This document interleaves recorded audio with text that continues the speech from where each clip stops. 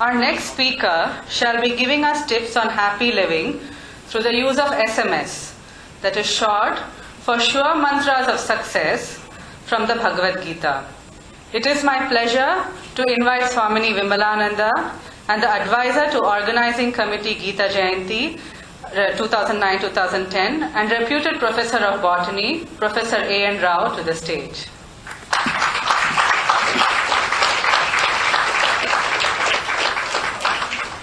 May I request Srimati Jayanti to welcome Swamini Vimalananda with a garland.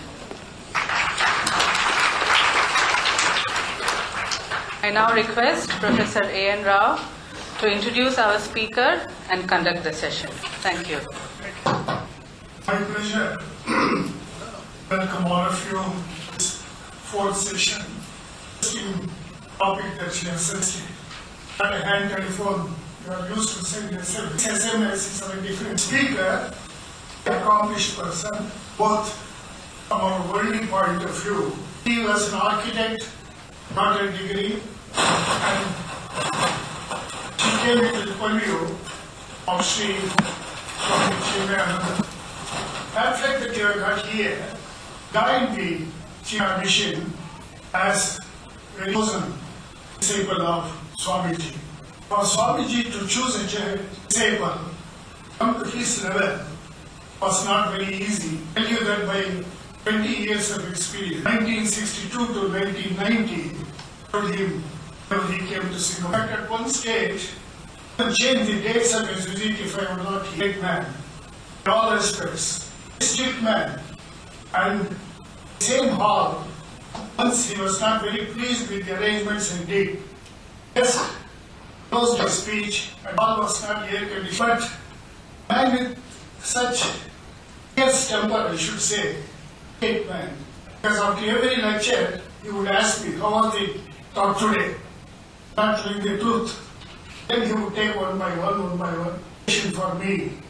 Get all going more than 25 years. And I consider no better certificate for a man to move into the Chimma mission, do the good work. Topic that she has said as good mantras for your side, how they can be very helpful, all of us. In Nadu,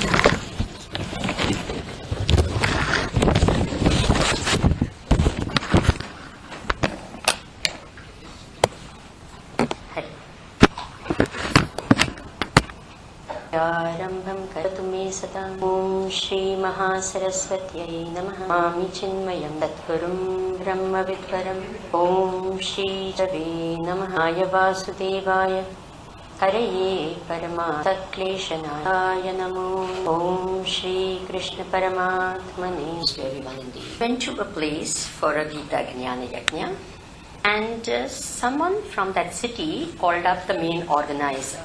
Said, just before me there was another Swamiji who was giving a Jnana Yajna on the Gita, and he was going to give a talk on Ashtavakra Gita.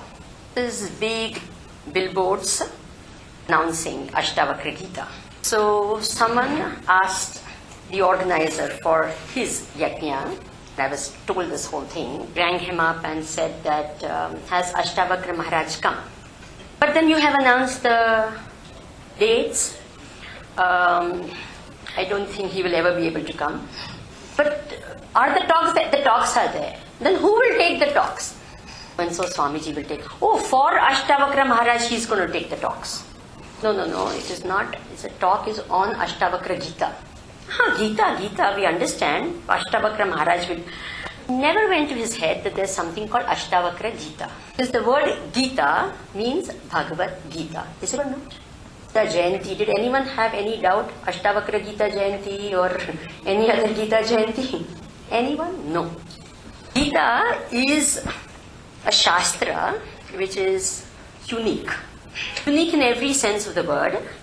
Very beautiful. I could see the previous heart was in the Bhagavatam. Each one of us has our heart in one scripture, always. It always happens to every one of us. I will frankly say my heart is in the Gita. So, I am not going to talk about the glory of the Gita, because it's very well known the fact that all of you are here to celebrate. Each year you do it. Do it very beautifully, I'm told, in so many different ways. I'm going to talk about some of these very, very inspiring things, mantras, which are talked about in the Gita.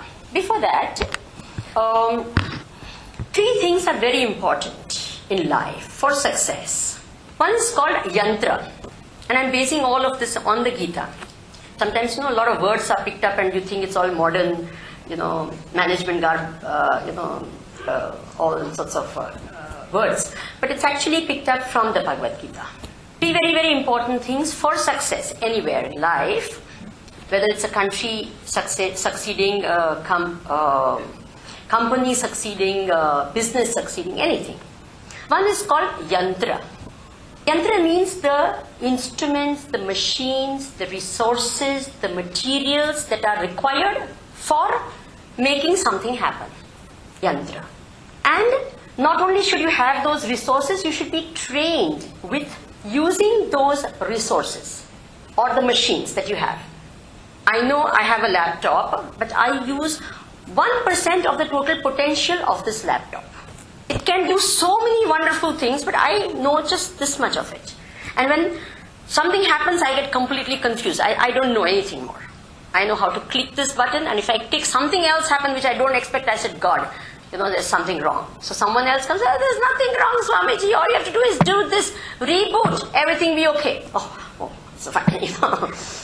So, if you have a machine, you should not only have it, you should know how to use it. You should be trained. The yantra and the training required for it. Then, the second important thing is the tantra, the system or the method which should be followed. Anywhere, anything works because there's a tantra, there's a system. This function is going on well because there's a system. Everyone was asked, switch off your mobiles, and you have done that. It's wonderful. So there is a system.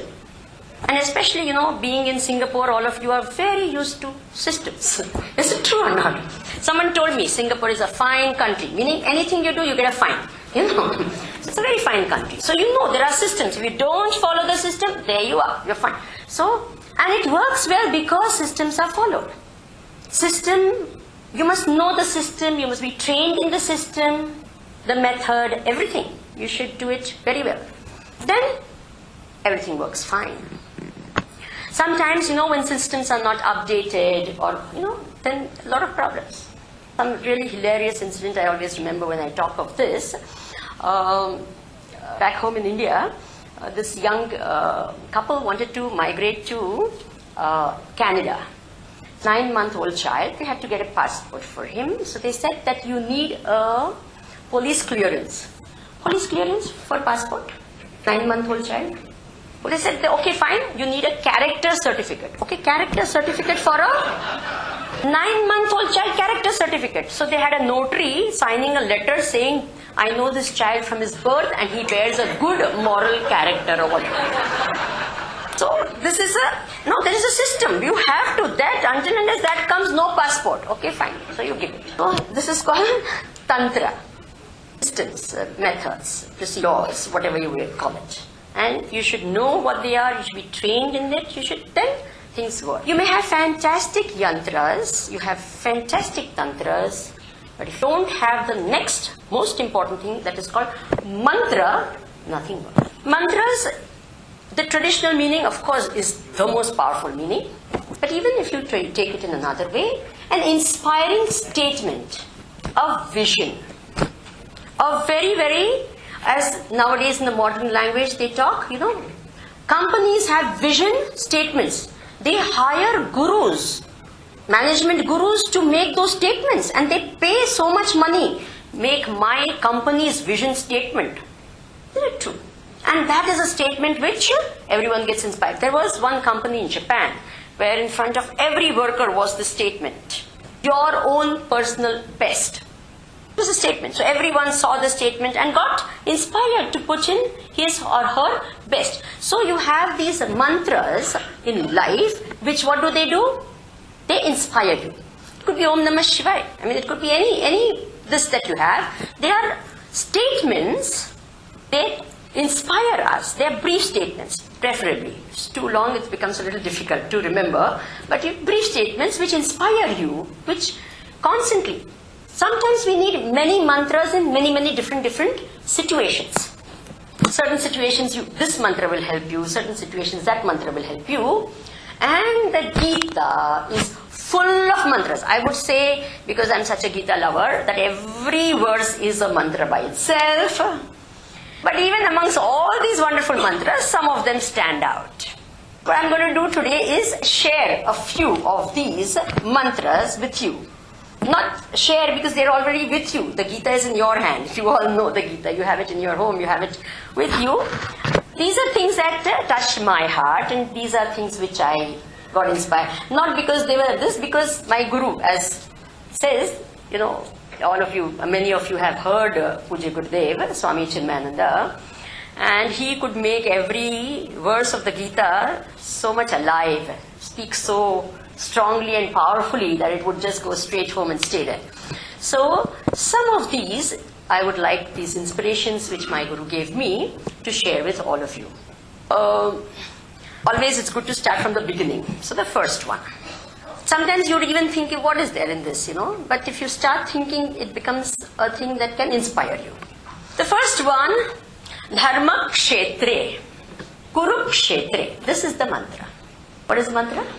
Dharma Kshetre, Kurukshetre. What is there in this? Dharma Kshetre, Kurukshetre. Juggle the words a little bit. What do you get? Kshetre, Kshetre, Dharma, Kuru. What is it? Kshetre, Kshetre, Dharma, Kuru. Kshetra, it's a place, simple meaning. In every place, Dharma, Kuru. Every place is a place of Dharma. It is not that only a temple is a place of Dharma, your puja room is a place of Dharma, your, wherever you go in a particular, no. Kshetre, Kshetre, Dharma, Kuru. Every place is a place of what? Dharma. Your office is what? Dharma Kshetra. Okay? Kurukshetra has a connotation, means a battleground. But it's not like that. Okay, your office place is a battleground, sure enough. A lot of things happening there, etc.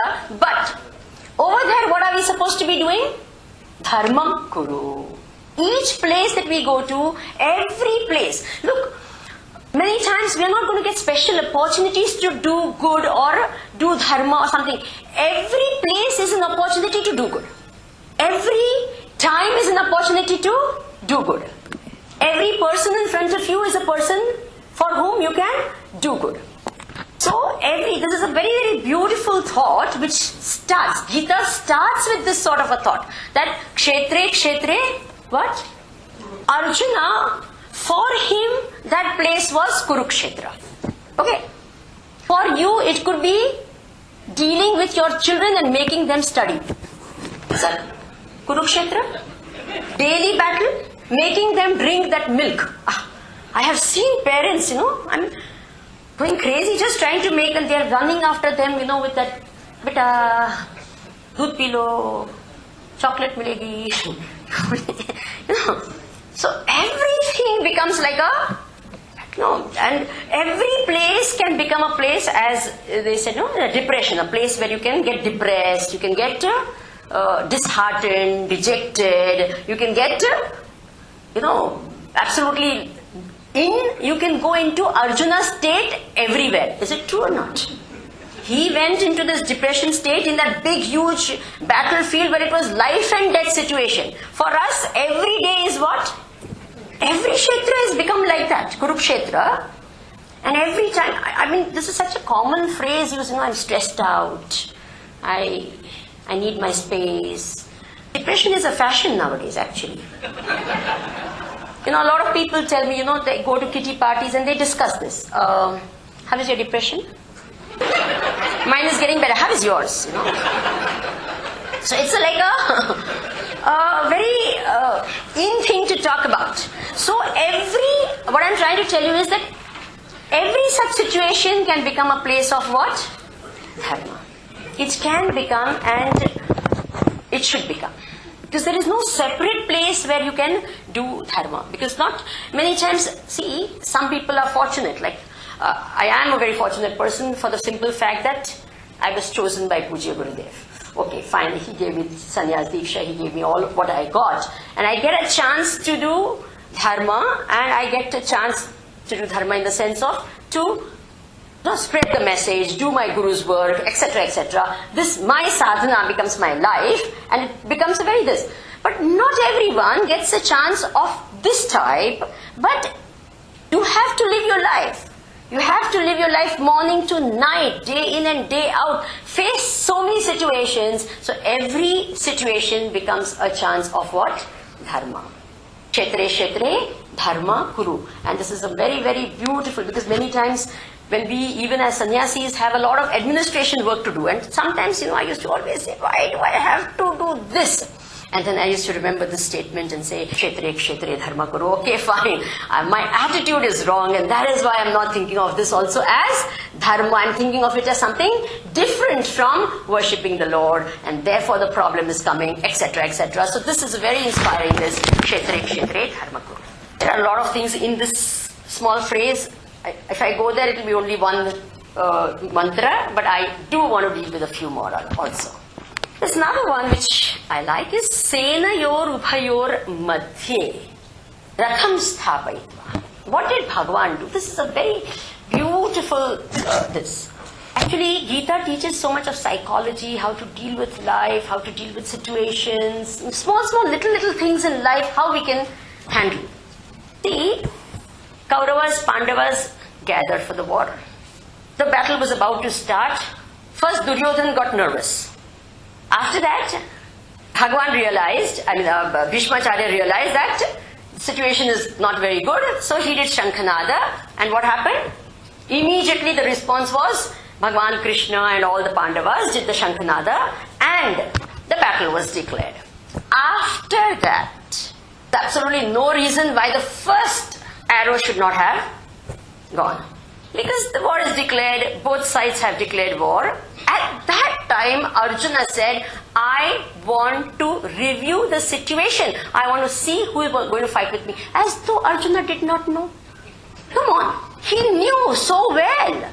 Like how spies would go from each place to the other. They knew exactly who was going to fight and who are there in front of. Everyone knew the situation. Then at the last minute, why does he have to say, I want to see the situation, I want to find out who's going to fight with me? Come on, it's not that he forgot who was going to fight with him. He knew everything. He knew how many battalions were there, how many horses, everything, the formation, everything was understood. Why did he have to say? The very wonderful thing that Arjuna did, which all of us must learn from, that whenever there is a life and death situation, or whenever there is a very important decision that is to be taken in life, do a last minute review of the situation. Don't just plunge in and then regret later. You might not have thought of certain things. So always do a last minute review of the situation. Very good decision.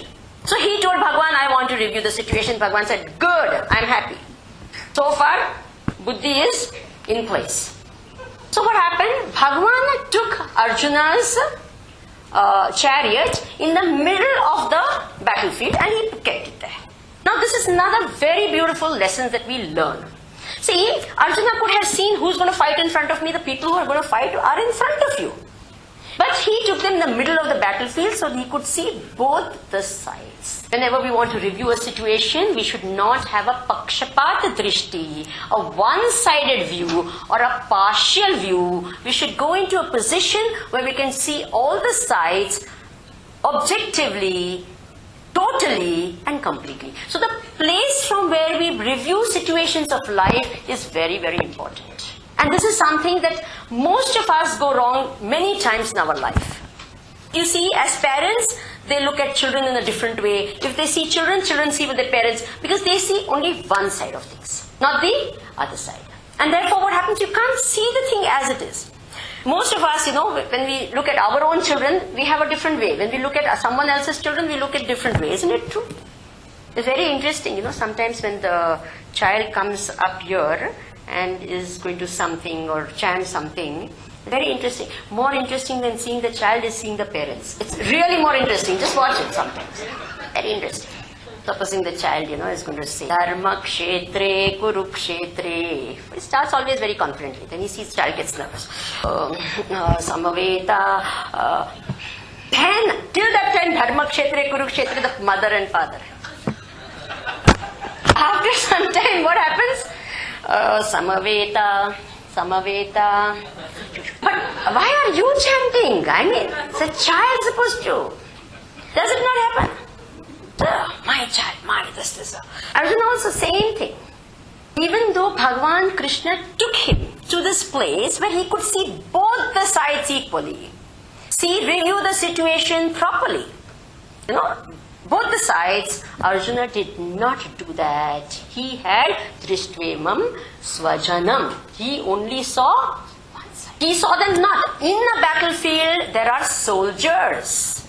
There is no my kaka, my mama, my this, my. And what did he see them as? Not as soldiers. He saw them as what? My relations. Everything went on. There is a big, huge painting, imagine. A huge painting. Now, how should you see the painting? If you come too close, you can't see it properly. If you go too far, you can't see it properly. You have to have the right angle, and then you can admire, oh, what a beautiful painting. Then you may come close, see one portion, study it more. That is okay. But if you don't get the full picture, you only get one part of partial vision or a distorted vision, you can never react or respond to it properly. Now this is exactly what happened. Bhagavan Shri Krishna put Arjuna in the right position to see the situation. That's why he said, Senayor Ubhayor Madhye. In the middle of the battlefield he put him, and yet what happened?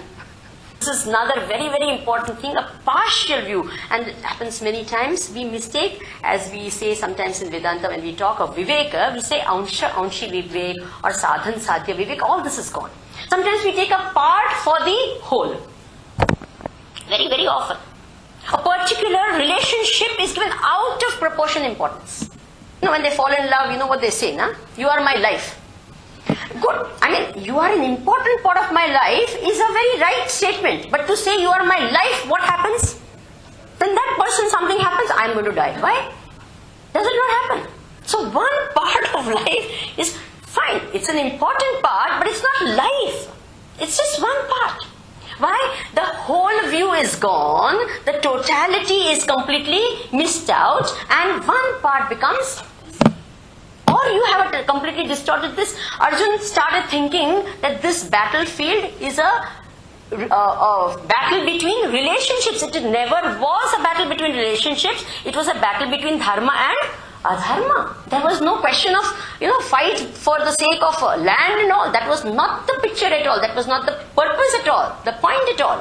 And Arjun completely missed it, and he started thinking that, what will happen, what is the use of enjoying all this wealth when my relations are not there? He started talking all this language. And in the first chapter of the Bhagavad Gita, Arjuna is teaching Bhagavan Krishna dharma lessons. Did you read your...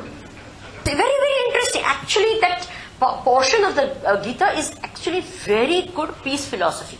It's very good. It's by itself, as it stands, without the context of it, is excellent peace philosophy. Only the context is wrong. After war has been declared, the first missile has been, shot. At that time, you can't say, bhai. At that point, there's no, this. So therefore, the philosophy was excellent. But it was out of context. This is what happens when you don't see the situation properly. You distort it. You see it partially. You give out of proportion importance to wrong things. And this is what happens. So Bhagavan gives this very important message to all, that whenever you have to review a situation, think about situations. Don't stand on one side of it. Stand in such a way that you can review it properly. It's a very beautiful, simple message that the Bhagavad Gita gives. And Bhagavad Gita again talks very... Bhagavan Krishna sometimes uses a language that almost hard-hitting. He tells Arjuna, Klaibya masmakam partha. I mean, that's very strong words. Don't be a coward. I'm using a better word actually. Don't be a cleaver. I'm not going to translate that also. Stop. This is what power in you of all the people. Because 1 year you stayed as that, that's what happened to you. What's wrong with you? Why are you acting like that? Stop being a coward. This life. Now, this is a very interesting thing. Whenever in life, this a very beautiful message of the Gita which touches me a lot. Whenever there is a problem in life, first of all, the Bhagavad Gita and all sages and saints say that no one has problems in life. Do any one of you have problems? Swamiji, after making a statement like that, if you ask, what are we going to say? We don't know. By the way, when you have problems in life, is the same problem comes again and again? On when do you get problems? Every week, every month, every week? Every day? Okay, new problems or the same problems keep coming again and again. Sometimes it's the same problem, old wine in new bottle. So you keep getting this. Okay. Now the sages and saints, they declare, the scriptures of India declare no one ever has problems. What is this? Maybe those sages never had problems. We are ordinary people, we have problems. He says no. No one ever gets problems. What you get in life are only situations. We make them into problems. And we have this very special touch, that Midas had that touch. Whatever he touched became gold. And that itself became a problem for him. But we have this problem touch. Any situation we touch, what does it become? It becomes a problem. There was this man, he used to keep getting into problems all the time. So his colleague wondered, he's saying, how do you ever manage to get into so many problems? He said, I wake up early. That is the only reason. Because then I have more time, So whichever this I face, I get into this more problems. Anyway, so till they say, no, there are no problems, there are only situations. Says, you're only playing with words, Swamiji. Problem and all. Says, no, the fact is we don't have this. I went to someone's house, a doorbell rang, the door opened, and one gentleman came in. The wife opened the door and she was so happy. She says, oh, mera bhai aa gaya. My brother has come. 8 months later I'm seeing him. She's so happy. The husband was sitting next to me, and for the wife's brother there's a special word in Hindi. I'm not saying it. You know it. And she says, wo kahan se aa gaya? 8 months there was peace in my house, and now this man has come. Now for him it was a problem. For the wife it was a joyful event. For me, what happened? The doorbell rang, the door opened, and a gentleman came in. That's it. Nothing else. It was a situation. For one it became a problem. Now who made it in a problem? We. Mark it. We classify a situation as a what? Problem. And then it becomes a problem because we can't handle it, we don't have the knowledge and the skill to deal with it, so we call it a problem. Otherwise, it's only a situation. That's it. Anything that you get in life is only a situation. When you think, supposing you are not able to see it as a situation, you look at it as a problem. First of all, remember the problem has been created by whom? By me. Because I can't see it as a situation, I call it a problem. One of the 4 things happens. Number 1, and the most natural, and this is exactly what Arjuna tried to do, the first thing you want to do is escape from that situation. Is it true or not? Someone invites you for the Gita talk. Gita talk, I had to go out, you see, but I wanted to come. It's not that I didn't want to come. Swamiji, I really mean to come. As I was about to come, some guest came. Now, how can I say no? So I tell them, I said, supposing you had a ticket for a drama, which you have spent, let's say $100, I don't know how much it is.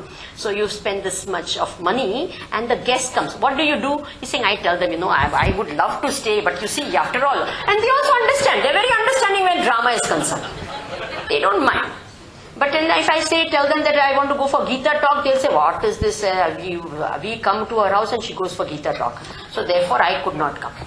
The first thing, what do we want to do? Normal, natural thing. You don't want to face it, you want to get out of it. Arjuna wanted to do the same thing. That's why he says, Guru na hatva hi mahanubhavan eyo bhuktum bhaikshyama pihal. Okay, let me go become a sannyasi in Rishikesh and I'll live happily. I don't want to fight. And Gurudev used to very humorously put, and supposing Arjuna had done that, we would have had a crisis in the Himalayas. Not a single tree would have been left, because Arjuna is a Kshatriya. The minute he would have remembered that open hair of Draupadi, he would have taken a sword and cut every tree in the Himalaya. We would have had a problem then. Understand? That's not a solution. And we all have noticed in our life, the more and more we try to escape from a problem, the problem seems to come back to us in a more intense form. Do you agree with me? Some of them use the simple, typical method of trying to escape. And what happens? The next day morning, the situation is as it is, plus you have what? A hangover. You understand? So you're not able to face that situation better also, in fact in a worse state. So therefore, escape is no solution. Bhagavan told Arjun very clearly that, my dear, that is not an option available for you. Sorry, forget it. So, first is that. The second is called, what? We want to change the outer situation. So when the husband comes very tired and this office, he tells everyone, not a single sound from anyone. So the wife also understands, tells the children, the two little ones, daddy's in a bad mood, quiet, keep quiet. For how long? After some time, kuchu, between the two, and the father gets. So just by the outer situation changing, the inner problem is not going to get this. Or even if you do, sometimes mother-in-law, daughter-in-law problem is there. So you say, you do like that, you do like that. You stay in your room, you stay. In the evening, I will come and all. What happens? You think everything is fine, you've settled the whole thing. You come back in the evening, some new situation happened. Something has changed. She spoke first instead of her speaking first, and some garbada all happened. Typical things happen. So therefore, just that outer situation changing does not. Then the third thing, you go through the situation, but cursing and complaining. This is again another very common thing. What to do? Of all the people, I only had to get a husband like this or a wife like this. My prarabdha, my fate. Isn't it? From the day this woman has come in my house, I've had a problem. Or this man, whatever it is. The situation, you curse and you complain and you go through it. Sometimes it's a very simple thing, I've got a headache. Tell everyone you meet, I've got a headache. By the end of the day, your headache has of course gone worse and everyone around you has got a headache also. So sometimes it happens like it's hot. It's a very common thing about the class. Oh, it's so hot. Nowadays it's so hot. Now it's so hot. But you say so hot, 2 degrees, the temperature increases. Is it true or not? So just by complaining and cursing, the situation is not going to change. That's no way to deal with it at all. Arjun tried all of that, okay? That's why I'm not just saying just these things. Arjuna tried all that. See, Bhagavan Krishna, this is one of the most beautiful things about this Mahabharata and the Bhagavad Gita and this whole situation. See, Bhagavan Shri Krishna could have changed the situation for Arjuna. Is it true or not? Sarvajna Sarvashaktiman Parabrahma Paramatma, Bhagavan Krishna. What he could not have done for his friend Arjuna. He could have said, my dear, what do you want? You don't want the war? War is over, finish. He could have done that. For him, creation is just like that. For him, a small battle like Mahabharata is nothing. He could have solved it there itself. Is it true or not? But he did not. He could have said, Arjuna, what is your problem? Bhishmacharya and Dronacharya. Those two. They are the problems. So Bhagavan said, those two I will deal, rest you deal. No, Bhagavan. I don't want them to be there. I don't want. He's saying, I don't want to kill them. He says, that is no problem. Heart attack, gaya. I mean, you don't have to do anything. For Bhagavan, what is impossible? Come on. You don't have to shoot arrows to kill people. That's why, in the death certificate, they say cause of death. I mean, actually, the person has to go, so the person has to go. Simple as that. But then they have to have a cause of death. So in one place, very nicely it was written, cause of death, doctor.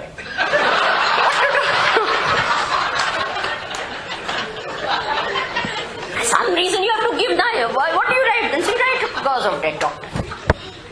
So anyway, now what happened? Bhagavan could have changed that.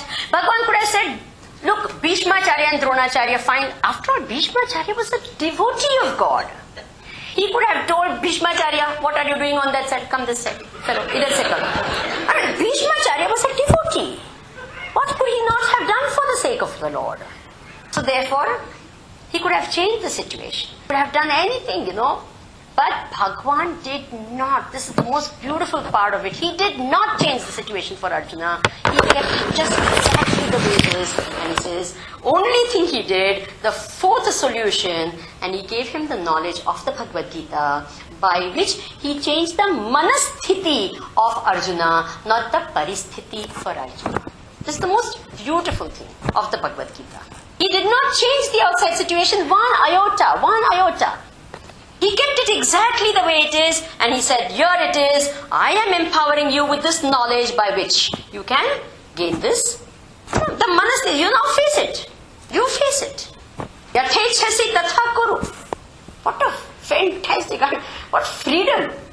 But interesting thing is, initially, when Arjuna was not in that state, Bhagwan said, Yudhyasva vigatajvaraha, go fight. After giving the full knowledge, he says, Yathechasi tathakur. It is so interesting, actually. There's so much of bhakti and sharanagati and love and so much of wonderful things that come out through this lovely situation that is there. Initially he says, Yudhyasva, go fight. And after that, when he knew that this mind of Arjuna is completely transformed, he says, my dear Yathechasi tathakur, vimrushya etad asheshim. You think of all that I have talked to you, and now you do. And Arjuna, what does he say? Karishye vachanam tava. I shall do exactly what you want me to do. And I think this is the highest form of surrender. To surrender, your will to surrender is the highest form of surrender. Is it true or not? What? You have the will to surrender? What? But even that will I give up, my dear.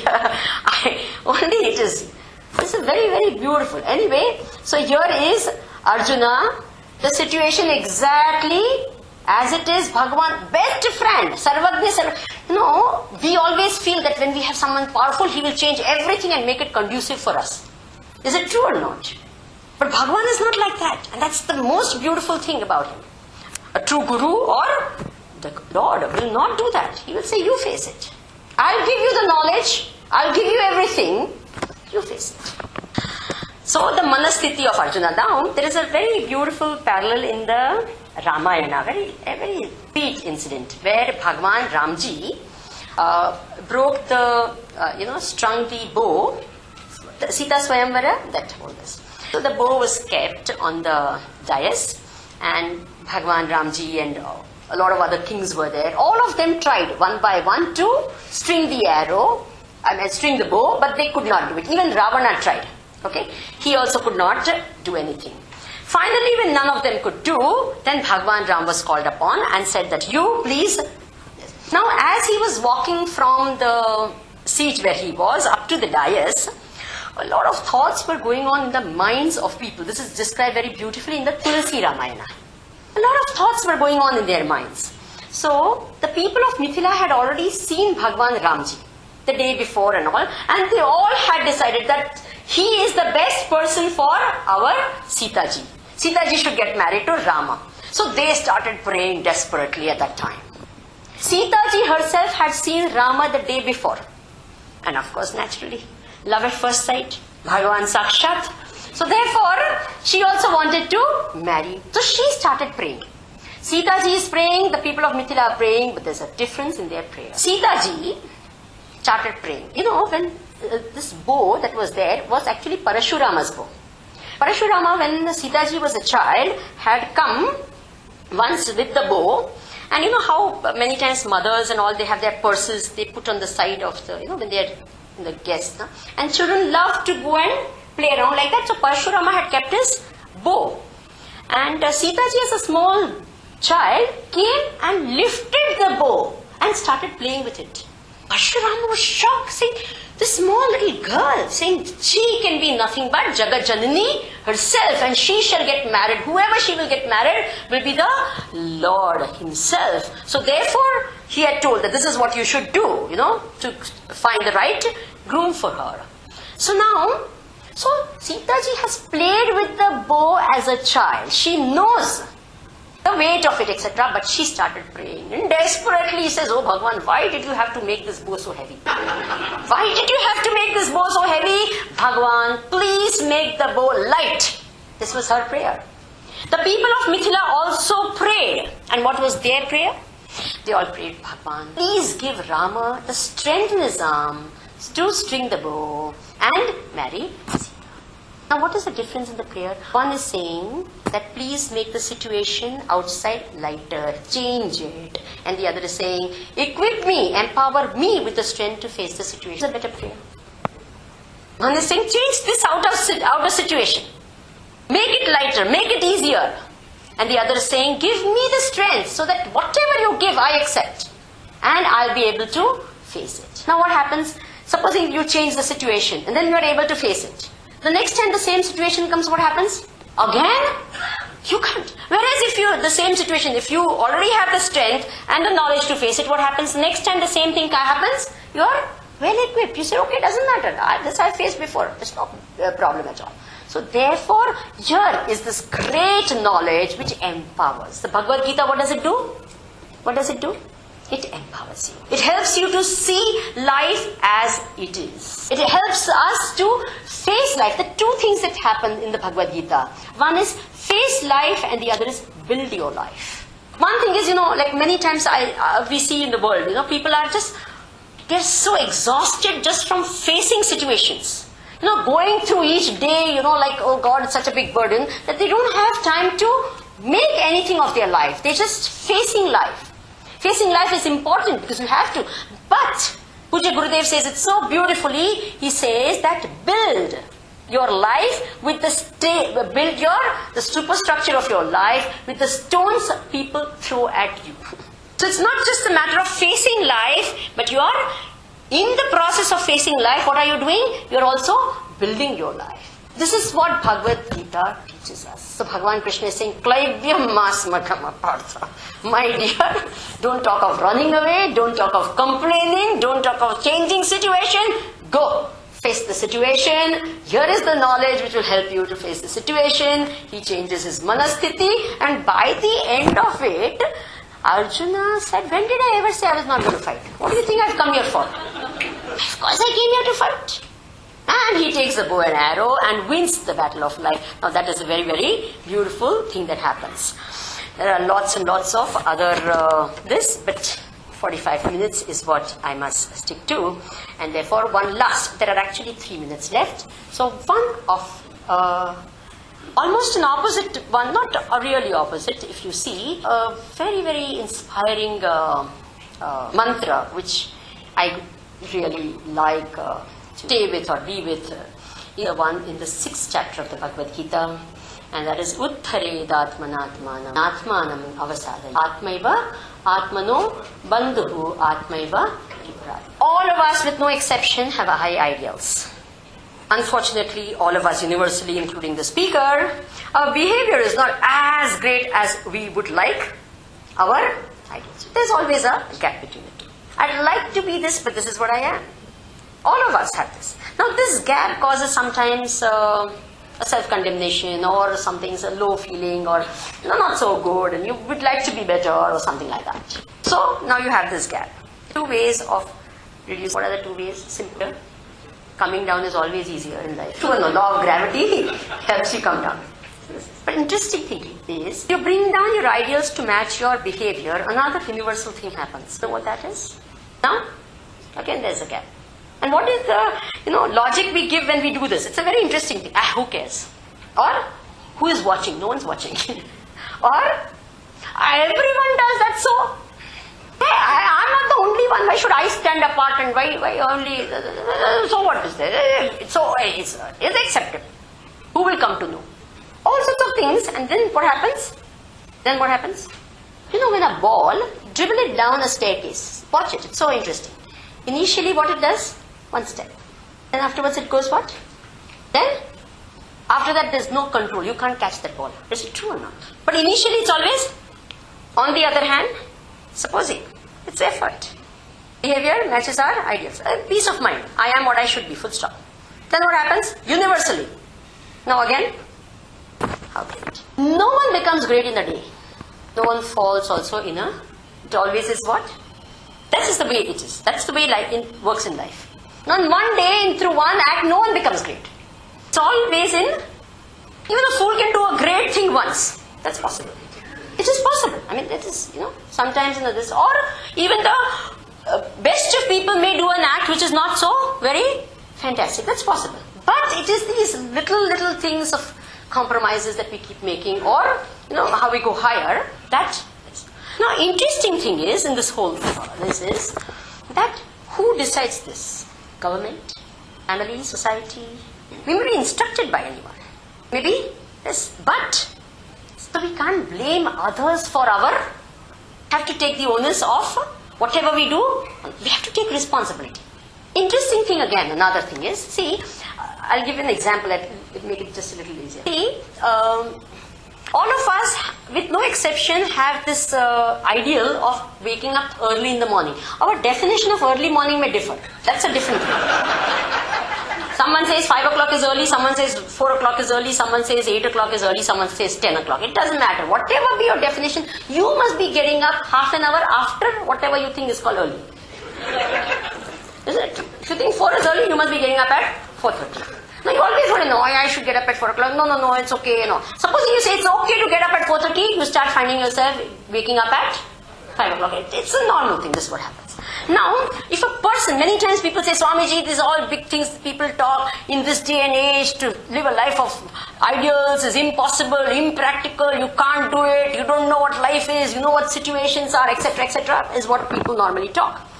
True. If a person is normally waking up at 10 o'clock in the morning, he is going to find it absolutely impossible and impractical to wake up at 4 o'clock in the morning. For him, that is not called morning, it's midnight. Is it true or not? This is 4 o'clock. I can keep awake till 4 o'clock. But not wake up at 4 o'clock. What are you talking? So therefore, 4 o'clock is not an option for that person. But if a person is waking up normally at 5 o'clock, for him 4 o'clock is what? Not impossible. Difficult, true, but not impossible. So whenever I say that it's impractical to live a life of ideals, it shows where I am. It doesn't show whether it's possible or it's not possible. It shows where I am. Understand? This is very interesting. The first time you compromise with a value, you feel terrible. You feel horrible. Second time, it's easier. You noticed it. And then it becomes, then you become blasé about it. You think, so what? That's the way to live. So therefore, you have to catch yourself what? That's what this whole verse means. No? What? Utthared atmana atmanam, na atmanam. Do not degrade yourself. Do not bring down yourself. It takes time to go up, then keep staying up. Don't bring yourself down again. Na atmanam avasadayet. Atmaiva atmano bandhuhu. Atmaiva ripura. Your own mind is your worst enemy. Your own mind is your best friend. And remember who is your mind and who is guiding your mind and who is with your mind all the time. Bhagavan is and that verse. Bhagavan, if you are the Rupak of Bhagavad Gita, Bhagavan is the Buddhi. Buddhim tu sarathim vidhi. What is this? Who is Bhagavan? He is your Buddhi, your Sat-Buddhi. He lives in you. Buddhim buddhimatam asmi. Who am I? Amongst the intelligent people, I am the intelligence in the intelligent people. So he lives with us, within us, as Atma, as our Buddhi, as our voice of conscience, whatever way you want to talk it, as the one who inspires us, guides us, leads us. He lives within us, as our Guru, isn't it? Bhagavan is Guru. They are Guru within us. So therefore, here is Bhagavan playing this very, very important role in our life, and may he guide us always so that we raise ourselves higher and higher. This is the message of the Bhagavad Gita. Many, many, many mantras of success, and may they inspire us, may they change life, may they transform us. May the grace of Guru Lord remain always with you. And namaskar.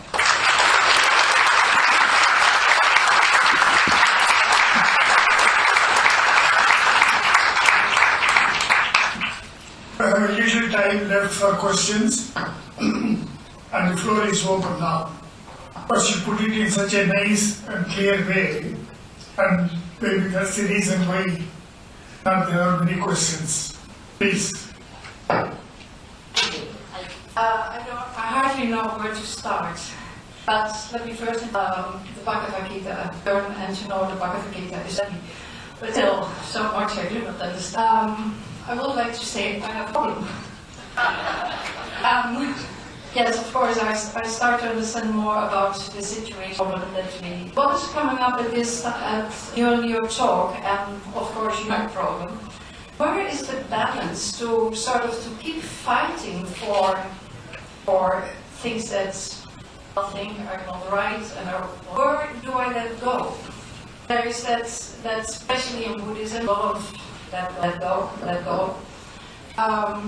I seem to have a problem between work to keep on Want to deal with it. I don't want to accept the situation. I want it to be this way. I'm fighting that. A lot of times, like I want a person to be this as he or she. Resistance inside, I think it's a battle inside because this is I want it to be. A lot of times we realize the battle is over.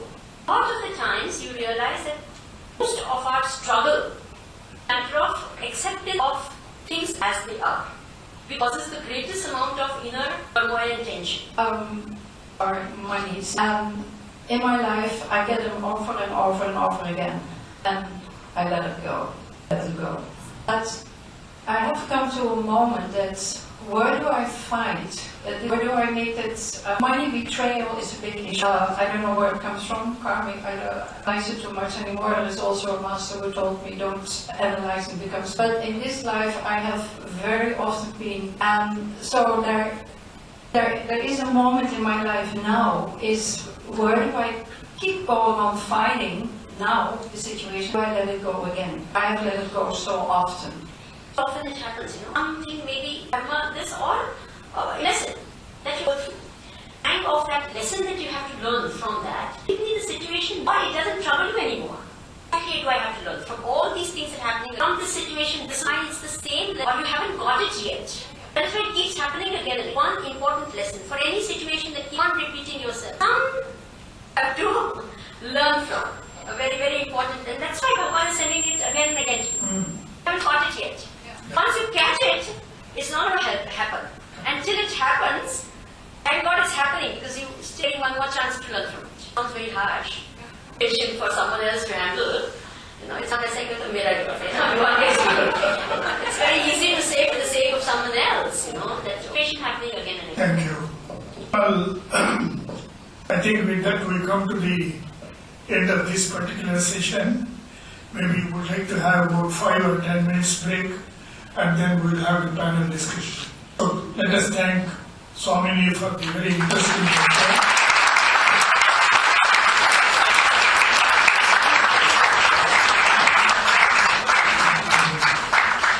The 6 or 8 points that she made, she did in such a humorous way, and very clearly also that it would stick in our minds for a long time to come. Thank you very much.